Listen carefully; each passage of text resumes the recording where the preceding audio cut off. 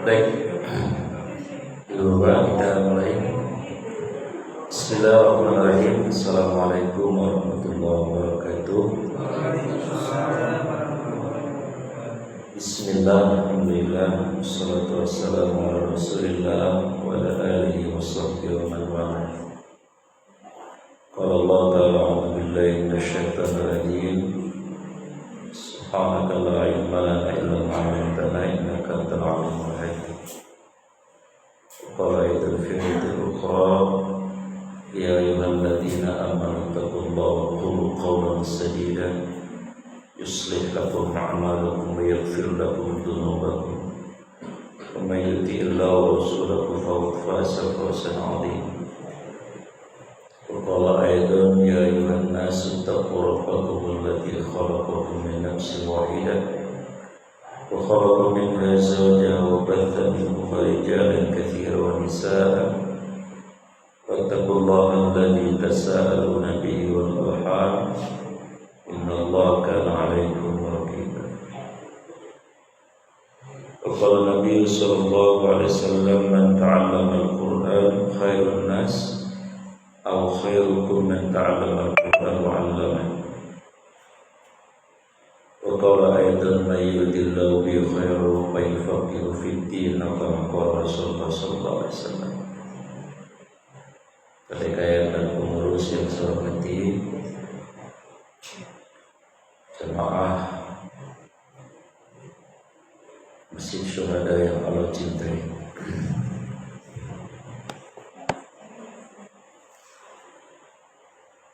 tafsir itu artinya penjelasan, interpretasi. Tafsir terbagi menjadi dua dalam literatur Islam. Ada tafsir bil maksur dan tafsir bil ra'i. Tafsir bil maksur dari kata athar, maknanya jejak. Itu di surat Al-Fat ayat 29. Muhammadur Rasulullah, Nabi Muhammad itu utusan Allah. Walladzina ma'ahu, dan orang-orang yang bersama beliau, para sahabat, include kita umatnya, punya 5 karakteristik.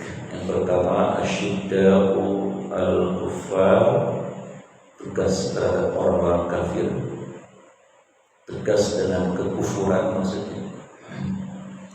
Yang kedua, ruhama'u bainahum, berkasih sayang sesama mukmin sesama muslim. Tarahum ruk'an sujadan. Yang ketiga, karakteristik para sahabat. Bil maksur maksudnya tafsir yang bersambung kepada jejak Nabi dan para sahabat. Ada lagi kata asal itu di hadis riwayat Imam Bukhari.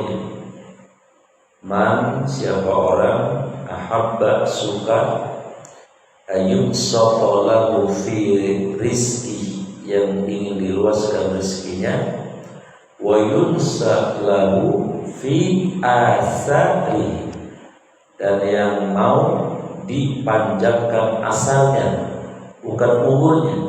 Nabi tidak menggunakan umurnya, tapi asari. Ini maknanya umur biologis itu singkat, tapi asal jejak-jejak karya-karya amal soleh itu bisa sampai hari kiamat. Contohnya misalnya Imam Nawawi Ad-Damaskusi, pengarang kitab Riyadhus Shalihin dan Arba'in Nawawi, umurnya cuma 45 tahun umurnya, tapi asalnya sampai hari kiamat. Kitab Riyadhus Shalihin saya yakin akan terus dibaca sampai hari kiamat. Setidaknya katakanlah 1 miliar umat Islam baca kitab Riyadhus Shalihin, maka dia terus dapat transferan pahala jariah ilmunya itu namanya asal. Imam Syafi'i umurnya cuma 54, tapi asalnya luar biasa dari kiamat ya. Kitab albumnya beliau misalnya itu sampai hari kiamat. Syekh Nawawi Al-Bantani usianya cuma 84, tapi asalnya 115 kitab besar. Salah satu kitab yang terkenal Nas-Sohihul Ibadah. Beliau asli orang Bandung, pernah jadi gurunya para ulama di Masjidil Haram. Saya bayangin waktu saya pergi haji, ngaji dengan ulama biasa saja, harismanya itu guru sudah luar biasa. Apalagi Syekh Nawawi, jadi guru besarnya ulama-ulama sedunia misalnya, luar biasa. Nah, jadi tafsir bil maksur itu tafsir yang secara sederhana dimaknai tafsir yang ayat ditafsirkan dengan ayat. Kalau tidak ada ayat, ditafsirkan dengan hadis. Kalau tidak ada hadis, ditafsirkan dengan qaul para sahabat. Ini namanya bil maksur. Ada lagi tafsir bil ra'i, dari kata ro'a. Ro'a itu kan melihat, pandangan, perspektif. Jadi ini subjektivitas si ulama penafsirnya itu. Jadi tidak harus kemudian ayat dengan ayat, hadis dengan hadis, ada hadis dengan hadis. Kalau yang bil maksur itu tafsir yang kelas antepnya, kalau kata orang Jawa kelas antep, kelas beratnya, tafsir Tabari. Tapi kalau tafsir buat kita, ya, yang kalangan biasa, itu alhamdulillah disediakan tafsir Ibnu Katsir, dan sudah terjemah. Nah, kalau tafsir birrohi, tafsir yang merupakan subjektivitas dari pandangan si pengarangnya dengan pemikirannya, dengan rohinya, itu kalau yang kelas beratnya fi zilalil Quran, karangan Syekh Qutb ya. Fi zilalil Quran maknanya di dalam naungan Al-Quran. Jadi itu memang pemikiran Syekh Qutb. Tafsirnya Buya Hamka namanya Al-Azhar. Kalau yang agak menengah tafsir Al-Maraghi itu beliau mantan Syekh Al-Azhar ya. Nah, ada lagi tafsir yang kombinasi antara maksud dan ra'i. Kalau di Indonesia misalnya tafsir Al-Misbah karangan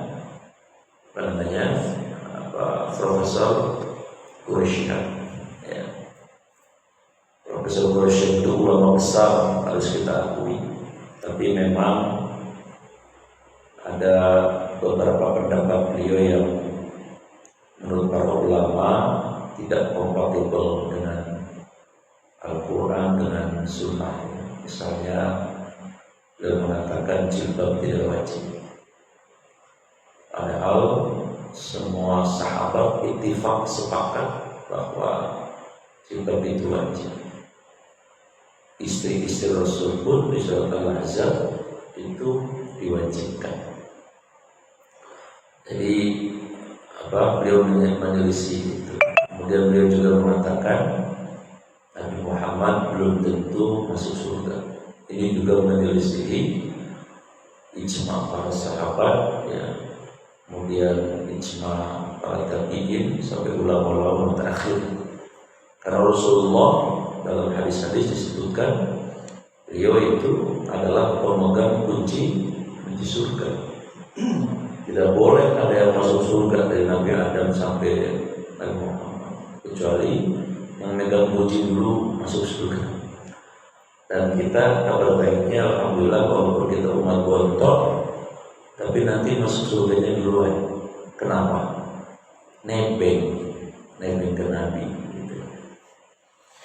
Jadi itu perbedaan antara tafsir maksud dengan tafsir rohi. Nah, yang kita jadikan pegangan ini, saya lebih kepada ingin memudahkan kita, jadi nggak berat-berat. Jadi tafsirnya pakai tafsir karangan asli orang Indonesia zaman now yang sekarang, yaitu Dr. Ahmad Atta, orangnya masih hidup, ya. Terus jadi ini di tafsir ini ada asbabun nuzulnya ada, kemudian juga ada keterangan-keterangan tambahan. Selain asbabun nuzul misalnya hadis-hadis juga ada, tetapi memang ini simple, ringkas, karena sebenarnya yang paling penting adalah bukan kita memperbincangkan tafsirnya, tapi adalah Al-Quran kita berinteraksi atau ta'amul, berinteraksi dengan Quran itu ada 9 media. Semuanya dapat pahala. Ada pertama, istilah saya dengan 9 T itu. T pertama, thiqah, ya, yakin 100%. La raiba fi, tidak ada keraguan sehuruf pun terhadap Al-Quran. Dan alhamdulillah kita ini jadi orang Islam itu betul-betul harus bangga, karena di dunia ini satu-satunya kitab suci yang asli itu hanya Al-Quran. Itulah mengapa pernah ada tes, ya, tes keberanian. Jadi ada yang bawa Quran, ada yang bawa kitab agama lain, saya tidak sebut agama itu. Lalu tesnya adalah apa? Berani enggak? Ya, memang ini agak ekstrim. Buang air kecil di atas kitab sucinya masing-masing. Nah, ternyata bukan kitab suci masing-masing, dilawan ininya, kompetitornya. Nah, kemudian orang Islam yang bakuran berani membuang air kecil di kitab suci agama. Tapi ternyata si orang yang agamanya bukan Islam tadi tidak berani buang air kecil di kitab suci Al-Quran. Ini menunjukkan bahwa fitrahnya manusia sebetulnya mengakui bahwa Quran itu benar, Quran itu hak. Ya, sementara kitab suci yang lain, ya, itu adalah buatan manusia. Jadi begitu. Yang kedua, tekniknya adalah tilawah. Sikoh, maknanya tentu luar biasa. Teknik kedua tilawah, baca. Man qara'a minal Qur'an, ya, falahu hasanah, al-hasanah asyra hasanah. Siapa yang baca Quran satu hurufnya adalah satu kebaikan sama dengan 10 pahala. Jadi kalau misalnya ada yang jadi imam, ghairil maghdubi alaihim waladdallin, amin, lalu dia baca ayat suratnya Nun, Allahu Akbar, boleh. Di dalam sholat malah pahalanya adalah khamsina ajar, 50. Kalau di luar sholat 10 huruf. Al-Fatihah itu surat ayat pertamanya Bismillahirrahmanirrahim. Itu 19 huruf. Kalau di luar sholat kita baca Bismillahirrahmanirrahim 190 pahala. Tapi kalau di dalam sholat baca Bismillahirrahmanirrahim itu adalah satu hurufnya 50. Itu tentu luar biasa. Yang kedua tilawah. Yang ketiga adalah tahsin, ya. Tahsin itu kalau memperbaiki bacaan. Makanya perintahnya warattil Qur'ana tartila, bacalah Quran itu dengan tartil. Tartil itu include di dalamnya adalah sesuai dengan rambu-rambunya, dikenal dengan istilah ilmu tajwid. Itu juga berpahala. Yang berikutnya adalah tadabbur. Tadabbur itu merenungi makna-makna apa yang terkandung di dalam Al-Quran, bukan menafsirkan. Yang kelima adalah ta'lim, mempelajari. Yang keenam adalah tafsir. Nah ini kita sedang mau membahas tentang tafsir. Yang ketujuh ya adalah tahfiz. Imam Syafi'i 7 tahun hafal 30 juz. Kita juz Al-Quran terus kita ya. Yang ke-8 adalah yang paling penting ini ta'mal, diamalkan kandungannya, isinya. Dan yang ke-9 tabligh, didakwahkan. 9 ta'ammul bil Quran, berinteraksi dengan Quran. Masing-masing ada benefit pahalanya sendiri-sendiri. Tapi yang paling penting dari yang ke-9 tadi mengamalkan isinya. Nah cuma di Indonesia agak unik. Yang ditekankan di Indonesia bukan pengamalan, tapi musabaqah tilawatil Quran, lomba suara. Itu ditekankannya luar biasa. Bahkan dibiayai oleh negara, ya. Bahkan juaranya itu bisa direkam, bahkan nanti menjadi qori-qori'ah yang terkenal. Ada level 1, level 2, level 3. Level 1 kelas Muhammad Imron Rosyadi, ya. Itu kalau manggil beliau nggak cukup 5 juta, ya. Level 1. Ada level 2, level 3, ada level sampai level RT ada itu. Jadi mentekankan itunya. Padahal di zaman Nabi yang ditekankan adalah takmalnya tadi isinya. Itulah maka para sahabat dulu belajar Quran sama Nabi gak banyak-banyak, 1-2 ayat. Tapi kemudian langsung applicable, langsung diamalkan. Salah satu ulama yang mencontohkan cara Nabi mengajarkan Kiai Haji Ahmad Dahlan. Beliau mengajarkan surat Al-Ma'un itu sampai berbulan-bulan. Al-Aital ladzi yukadzibu bid-din, tahu orang yang merusakan agama. Padzalikal ladzi yad'ul yatim, mereka adalah orang-orang yang menyakiti dan menghabis orang anak-anak yatim. Wala yaqulu 'ala ta'amil miskin, dan tidak mau menganjurkan dirinya dan orang lain untuk membantu orang miskin. Nah, muridnya protes, ada yang protes, guru, kok pindah-pindah surat ini, mulai dipelajarin. Apa kayak dari mana? Ente sudah punya nggak anak yatim asuhan? Ente sudah punya nggak orang-orang miskin yang tiap bulan minimal atau tiap minggu dikasih? Kalau belum semua, saya nggak mau pindah. Nah ini sebetulnya, seandainya polanya seperti ini luar biasa, ya. Ya mudah-mudahan lambat laun ada yang seperti ini. Nah sekarang kita masuk kepada tafsirnya ini. Baik, surat Al-Fatihah. Al-Fatihah, ya, dari kata Fatah atau Fatihah, artinya membuka. Maka Al-Fatihah disebut dengan Fatihul Quran, pembuka dari Al-Quran. Tidak semua surat ada asbab nuzulnya, ya. Termasuk sebetulnya adalah Al-Fatihah tidak ada asbab nuzulnya. Yang ada adalah peristiwa di mana setelah Nabi mendapatkan surat Al-Fatihah itu, kemudian beliau menyampaikan kepada beberapa sahabat. Di antaranya adalah sahabat Abu Sa'id Al-Khudri. Beliau memang cukup dekat dengan Rasulullah. Hadisnya di Bukhari. Jadi suatu hari Abu Sa'id Al-Khudri sedang sholat, ya.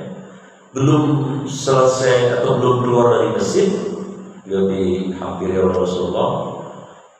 Dan Nabi, kamu jangan keluar dulu ya. Saya mau mengajarkan satu surat yang agung, yang luar biasa. Baik ya Rasulullah. Maka setelah beliau sholat sunnah, lalu kemudian mendatangi Rasulullah. Ya Rasulullah, Anda tadi mengajarkan surat apa kepada saya? Maka Rasul mengajarkan Bismillahirrahmanirrahim, Alhamdulillahirrahmanirrahim sampai selesai. Ini diantara riwayat tentang surat Al-Fatihah yang diajarkan langsung kepada para sahabat.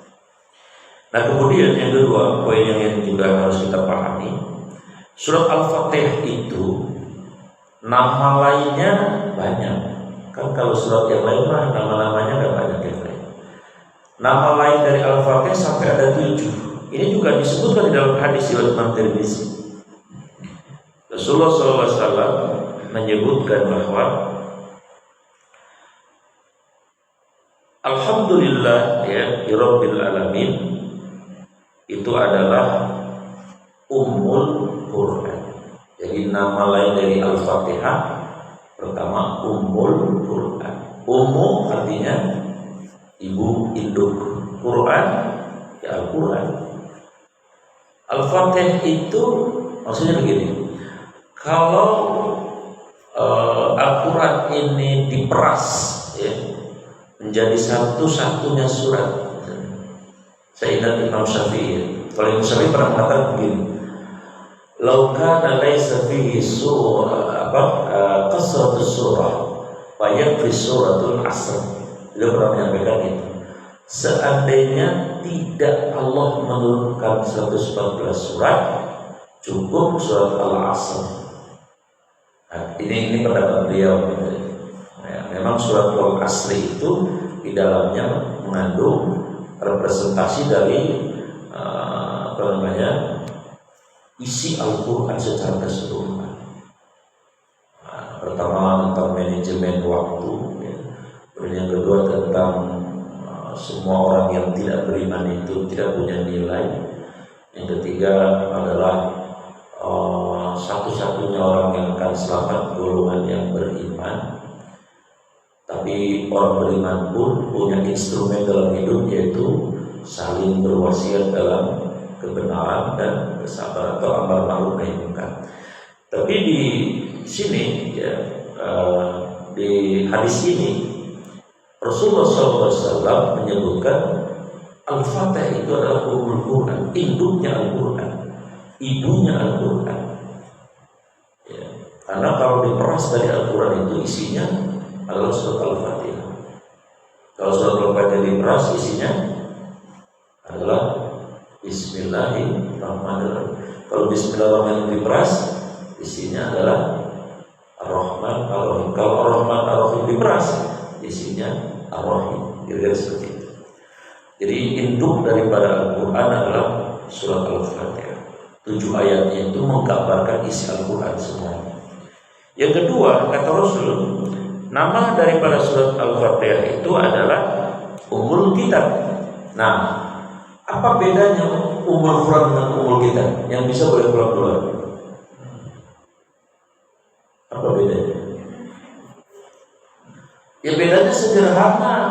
Kalau yang Ummul Quran mah induknya Quran, kalau Ummul Kitab induknya kitab. Maksudnya kitab apa? Ya kitab yang diturunkan Allah. Yang 4 itu Zabur, Taurat, Injil, Quran. Kalau tadi induk Quran diperes jadi Al-Fatihah, ini lebih luas lagi. Kalau 4 kitab suci itu diperes isinya, keluar itu adalah Al-Quran. Maksudnya apa? Al-Fatihah.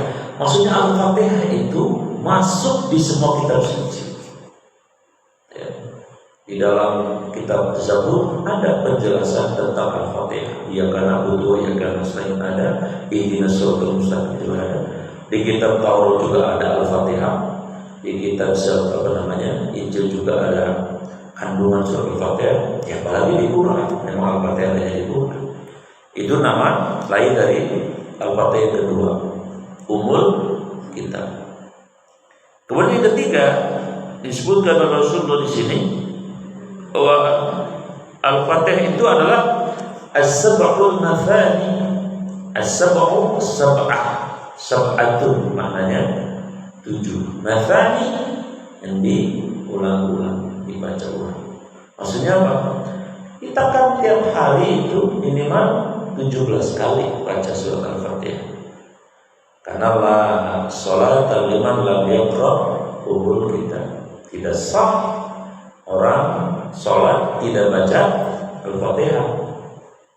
Bagaimana Ustaz kalau saya jadi makmum? Kita kalau jadi makmum baca Fatihah kan? Kata Imam Syafi'i wajib baca Fatihah. Saya mau nanya, bacanya kapan? Ayo, yang bisa boleh pulang duluan. Apa? Apa toh?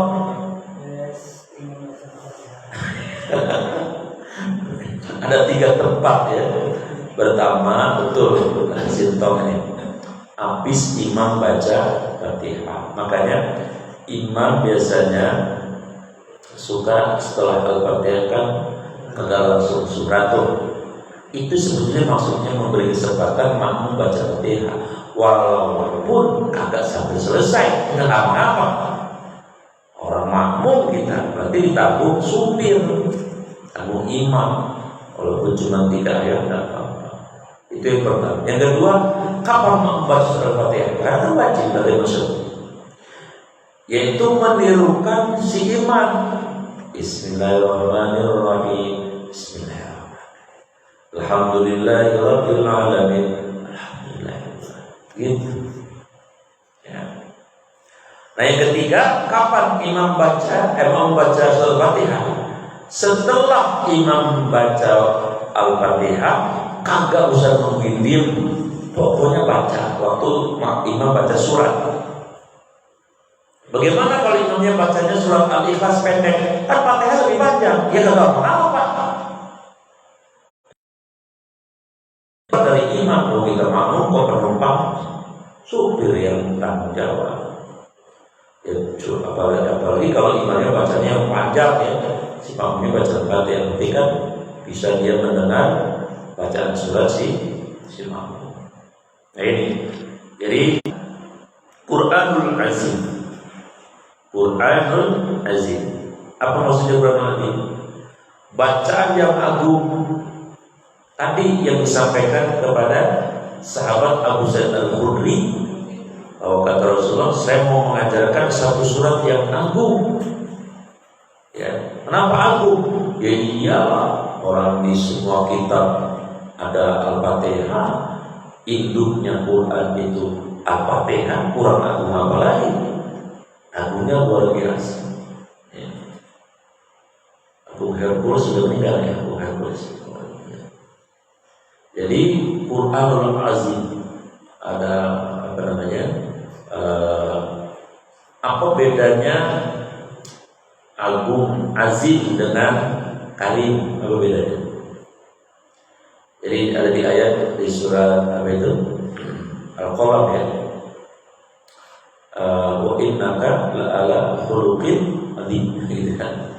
Surah Al-Qalam. Dan sesungguhnya engkau wahai Muhammad memiliki akhlak yang azim, tidak karim. Kenapa Allah tidak menyebut wa innaka la'ala khuluqin karim, atau tidak menyebut wa innaka la'ala khuluqin hasanin? Hasan artinya baik. Ternyata ada perbedaan. Kalau hasanin ya, hasanin kita berbuat baik lalu orang membalas berbuat baik kita, itu itu hasan. Itu akhlaknya hasan, akhlaknya baik. Ya misalnya saya ngasih rengginang setoples sama Pak Sapullah juga ngasih rengginang setoples. Nah naik kalau kali bagaimana?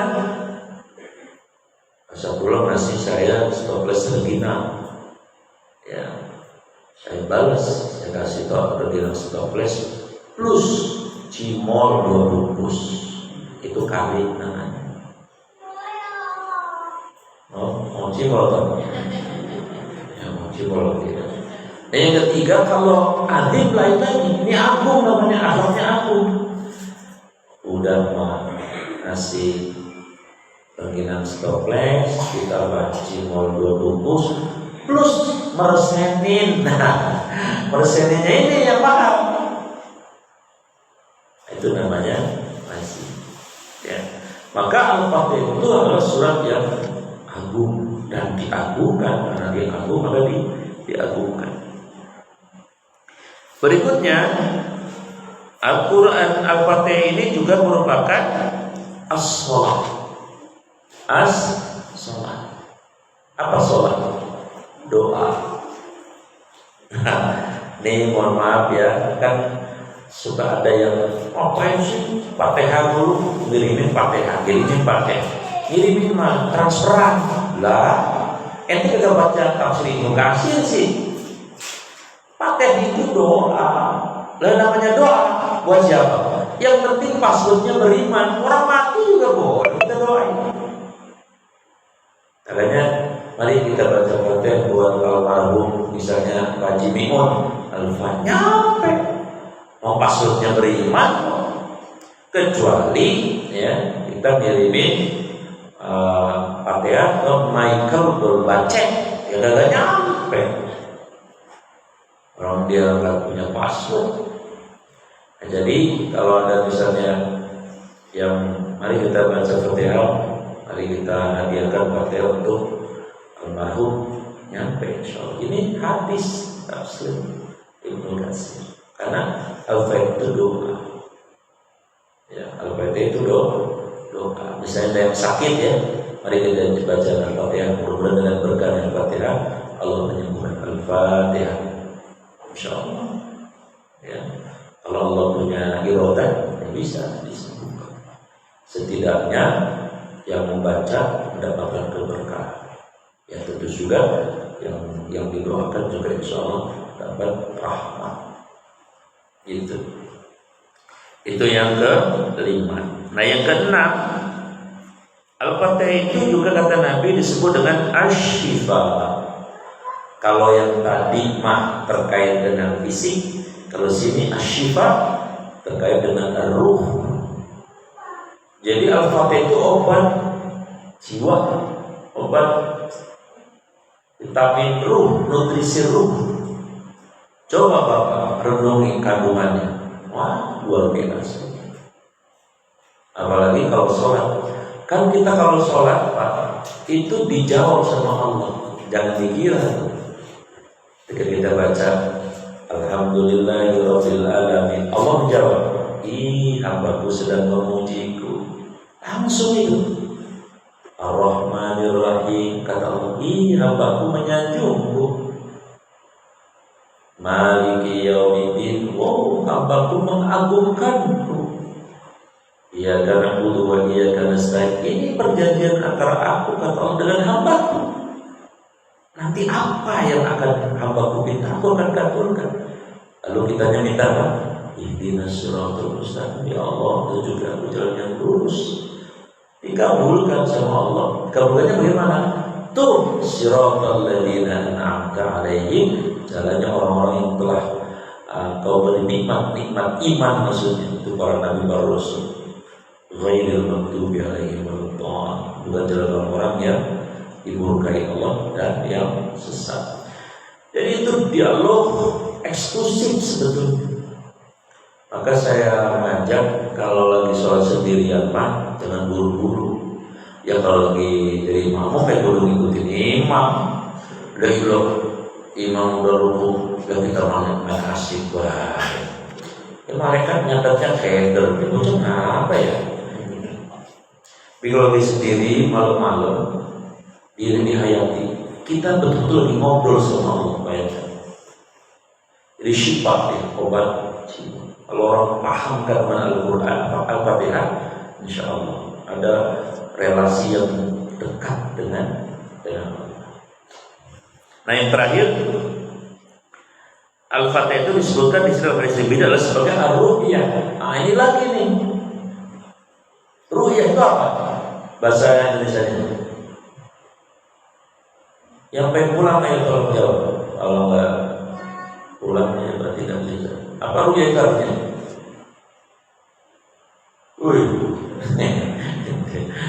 Ru'yah itu artinya jampi. Pura-pura nggak tahu, pura-pura keder. Jampi. Ya.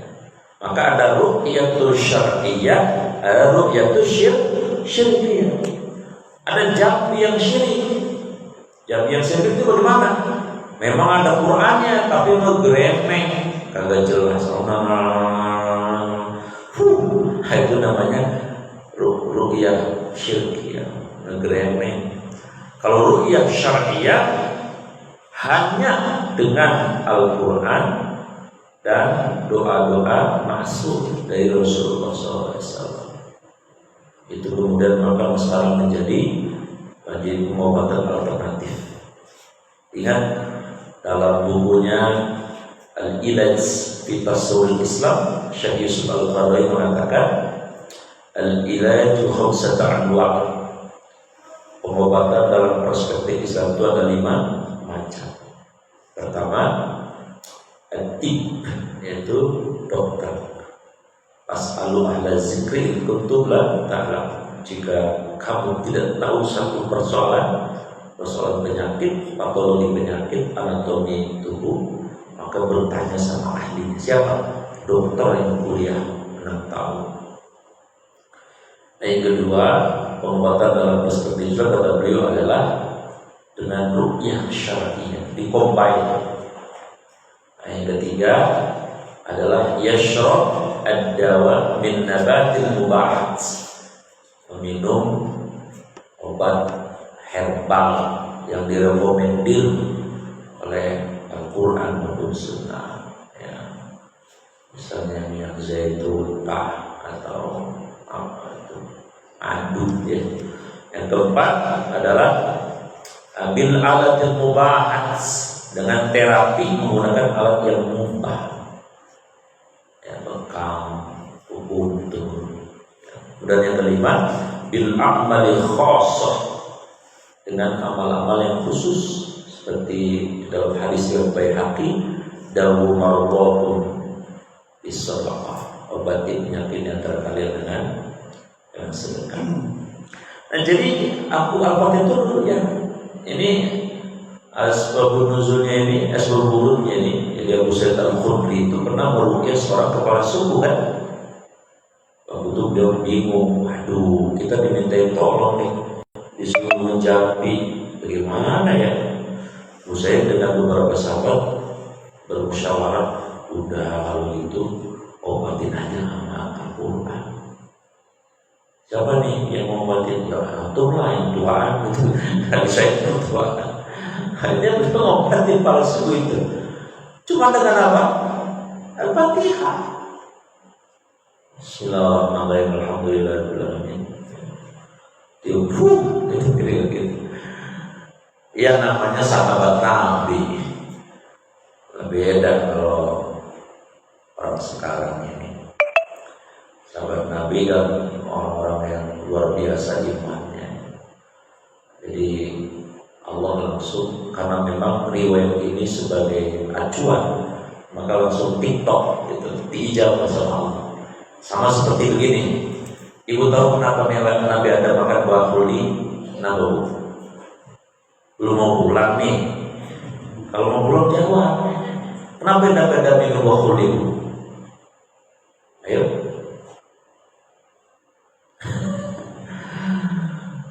Tawaduknya luar biasa. Tipis sama keder ya, tawaduk makanya anak tipis. Itu diilhamkan ternyata juga oleh Allah menurut sebagian ahli tafsir. Karena itu skenario Allah. Logik dong. Kalau Nabi Adam kagak makan buah kuldi sampai karam, lu masih di surga. Betul nggak? Lah kalau Nabi Adam di surga, pas Abdullah lahir apa kagak? Orang lain. Nah, ada kita. Maka skenario-nya ya makan buah kuldi. Nah, jadi ini juga sama. Ya, bahwa ketika Abu Sa'id Al-Khudri muru'yah dengan surah Al-Fatihah langsung dijawab oleh Allah. Untuk apa? Untuk acuan kita generasi sekarang bahwa Al-Fatihah itu adalah jampi. Jampi obat apa? Physically. Kalau yang tadi sifat ruhi, nafsi jiwa. Ini physically. Ini misalnya ini sintong, tong. Apa? Bapak kata di Sumeng, ya sudah ke dokter, oke udah ke dokter, ya pertama ke dokter dulu sih, dikasih paracetamol kan, rupanya simptomnya di Sumeng baik, ya maknya harus wudu, kalau hajat 2 rakaat ya Allah, mohon sembuhkan anak saya sudah ke dokter ya Allah, saya mau merugikan anak saya, pegang palanya, Bismillahirrahmanirrahim. Dengan berkah surah Al-Fatihah sembuhkan saya, alhamdulillah. Kalau ibunya yakin, insya Allah. Ya, tapi kalau nggak tadi ijabah seketika, ya jangan galau. Lah emang kita siapa? Sahabat bukan, ya. Wali bukan, wali murid. Ya tunggulah, ya. Jadi ada waktu yang tepat. Jadi kesimpulannya hadirin, Al-Fatihah itu adalah nama lainnya ada berapa tadi?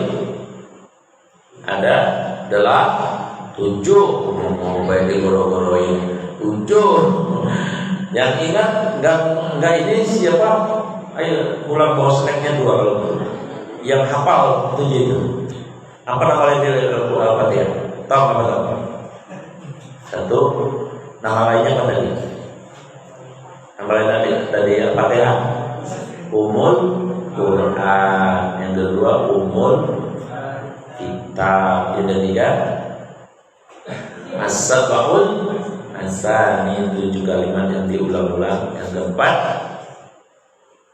lupa ya sudah, alhamdulillah masih lupa, berarti masih waras ya. Udah kalau kagak lupa ulang berarti kita udah waras. Baik, saya kira ini dulu sebagai pengantar ya. Berarti kandungannya dulu, ada kandungannya dalam ini ya.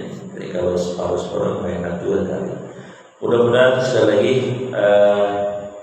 dengan kita mau mempelajari itu sudah luar biasa menurut saya. Berarti ada indikasi kita kelak nanti ketika di kuburan, ketika ditanya imamuka, imam kamu apa? Kalau yang nggak mau belajar Quran bisa jawabnya macam-macam. Imami WA, wallah mereka gede banget, ketok lu WA ini imam. Tapi kalau kita mau belajar Quran, insya Allah dia akan menjawab. Jadi nanti dia akan menjawab sendiri, tidak usah kita menjawab. Baik, ini Quran akan menjawab. Maka dengan mempelajari Quran itu Allah melihat kita, dan ini satu tanda bahwa insya Allah kita pengen hidup ini disingkup, dicelup dengan Al-Quran yang membumi, yang aplikatif atau yang aplikatif. Dan mohon maaf seluruh yang sudah umur kayak saya, kalau sudah punya azab yang tekad, ya Allah, saya ingin hidup dengan imamnya dalam Al-Quran. Karena sudah terlalu terlambat kita membiarkan Al-Quran hanya sekedar sebagai bacaan dan seterusnya. Segera demikian, mudah-mudahan ada manfaatnya. Kalau ada yang mau menambahkan 1-2 orang silakan sebelum saya tutup dengan doa di luar tema atau di topik ini kalau ada.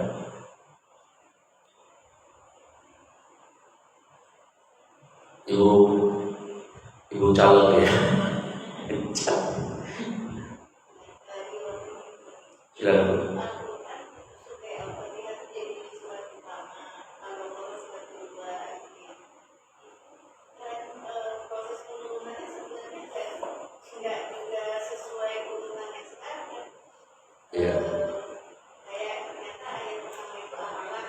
Ya,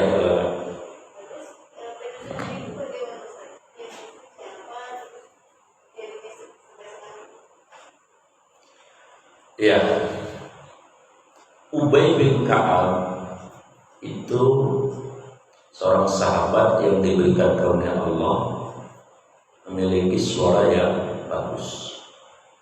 Itulah mengapa waktu Sayyidina Umar memerintahkan untuk sholat tarawih. Karena waktu itu Nabi tidak tarawih jamaah lagi, Sayyidina Umar beristihad untuk sholat berjamaah, dan Sayyidina Umar mengangkat Ubay bin Ka'ab itu sebagai imam. Nah, pemilihan surat itu bersifat taufiki. Taufik itu langsung dari Rasulullah, diberitahu kepada beberapa sahabat. Lalu di masa Sayyidina Utsman, yang panitia kodifikasi surat itu, kemudian diberitahu bahwa Rasulullah dulu menyampaikan bahwa ini surat yang diletakkan di awal ini dan sebagainya. Lalu itu disepakati ketika masa Sayyidina Utsman tadi, sampai kemudian jadi yang sekarang. Jadi bersifat taufik. Itu langsung dari Rasulullah. Rasulullah tentu apa yang tiba adalah wahyu. Tidak mungkin Rasulullah berkata-kata kecuali memang adalah berdasarkan. Berarti kesimpulannya itu juga dari Allah juga. Begitu. Baik. Astagfirullah.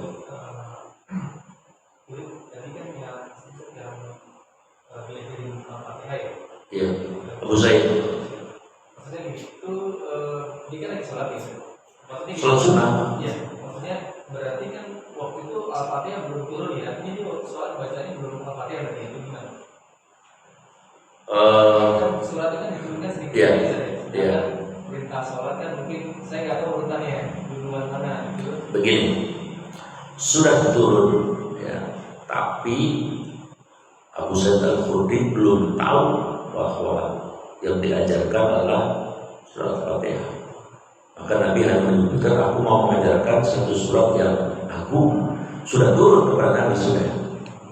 Cuman Abu Zaid baru tahu bahwa surat Al-Fatihah itu adalah Quranul Azim, yaitu Quran yang agung.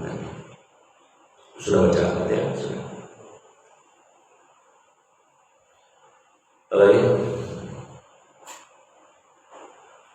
Baik, karena seneknya juga sudah bolong ini kode alam harus segala mengakhiri. Saya kira demikian, mudah-mudahan pertemuan ini diberkahi Allah, diridhoi Allah, dan menjadi amal soleh buat kita semuanya.